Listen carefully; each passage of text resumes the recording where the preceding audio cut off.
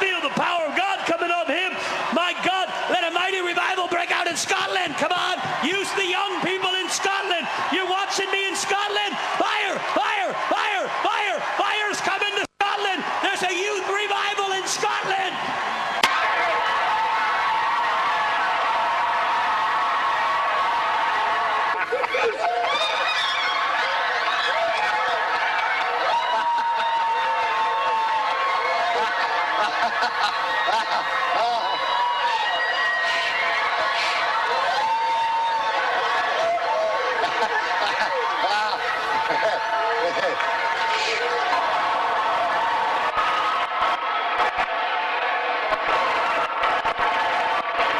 Niche says his goal is to create a new man, one who is happily mindless.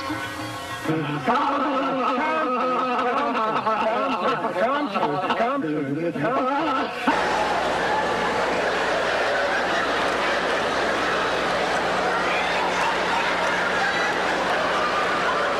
the creation of the Rajneesh ideal, the mindless man.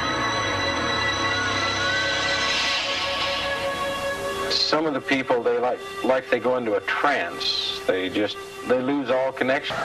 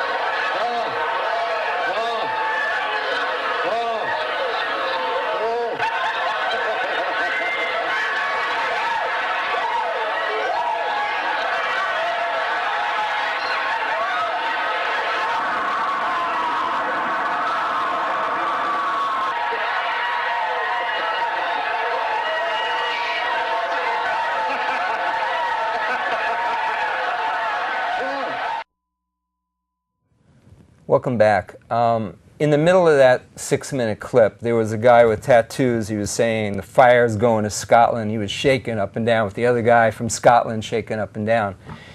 His name is Todd Bentley, and he was brought into alignment with hundreds of apostles that oversee hundreds and hundreds of churches and hundreds of thousands of professing Christians.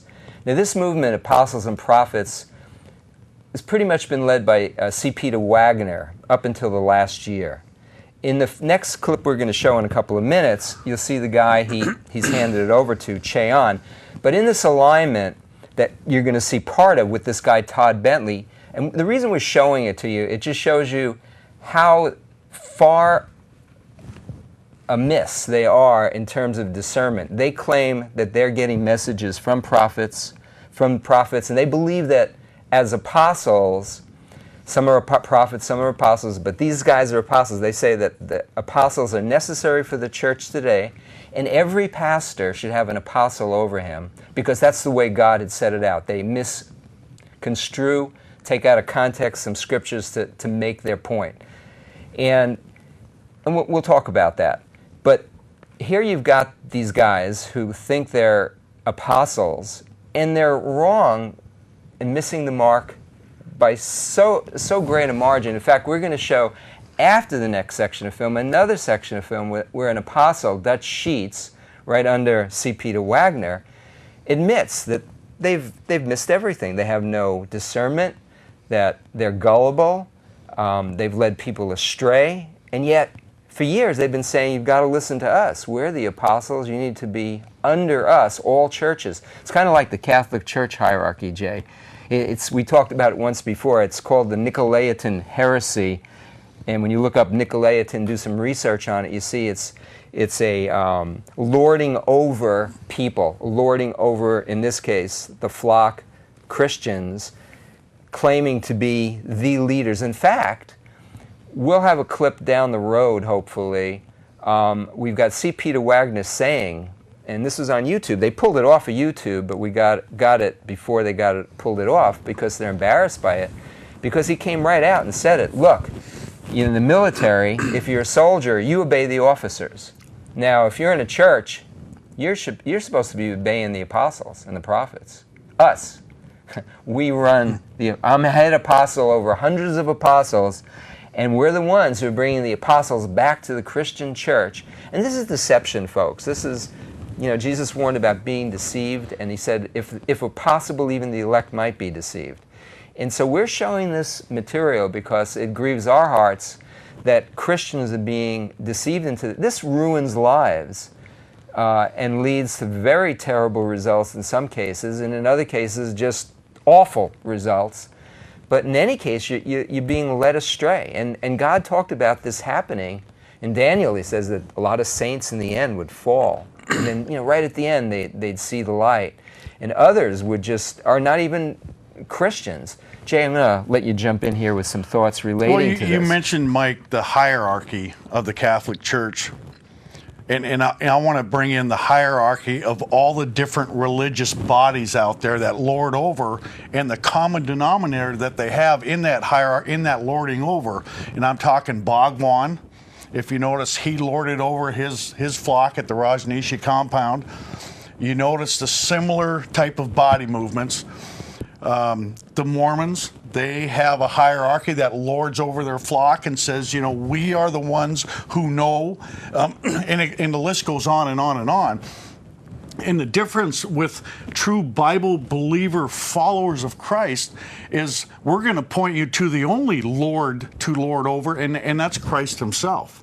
We're not here to lord over no one. We're here to sound the warning, to make sure that we warn people of all the deceptions and falsenesses out there, and at the same time tell them to go to him, the real Lord, instead of coming to us and lording over. Or any good pastor will say, check what I'm saying against the Word of God and come talk to me if I've missed it, because we're all fallible. And don't forget, the Hindus, Dalai Lama. I mean, the list goes on and on and on of those that lord over and say they have the knowledge, the way. And interesting, that's opposite of the Creator, who says that Christ has the knowledge and the way. And so if you're really seeking truth, watch the common denominators in all these things. And we're just scratching the surface here, Mike. I mean, there's a lot. It's interesting how they all tie in together. It sure is. And yet the greatest common denominator is it's opposite of Christ in his way. And so just keep that in mind as you keep watching this stuff, because it's as real. This stuff isn't made up here. It's growing. The deception's growing. And as the time gets nearer, as the Bible talks about, there'll be greater deceptions out there. And again, one of the end time prophecies, Mike, is that apostasy that's talked about in Thessalonians, of falling away from the truth. And I noticed a lot of them were falling away, and those when Jesus healed, Mike, they went prostrate. They fell forward. It's true. And quite an irony in that, isn't it? That falling away is associated with this demonic activity. It's interesting. The Apostle Paul in 1 Corinthians 14 says that everything should be done decently in order. He says, don't allow someone to even speak in tongues unless there's an interpreter there. And he said, at most, have 2 or 3 in one service speaking in tongues. Here, you have, in those meetings, you have dozens and dozens of people speaking in tongues without interpreter. And Paul says, don't do that. People might come into the church and think you're insane. If you have an interpreter and he's from the Ukraine and you're speaking Ukrainian, or you're speaking Chinese and you have someone from China, and if they visit and bring someone from China, they'll understand. And that's what happened at Pentecost, when people were amazed and thousands were converted right on the spot because they saw that. That was a sign to non-believers, because there were people from all these different countries there, and they said, you're speaking in my language. And these were unlearned men that didn't know these languages at all. But what's happening here is a demonic copy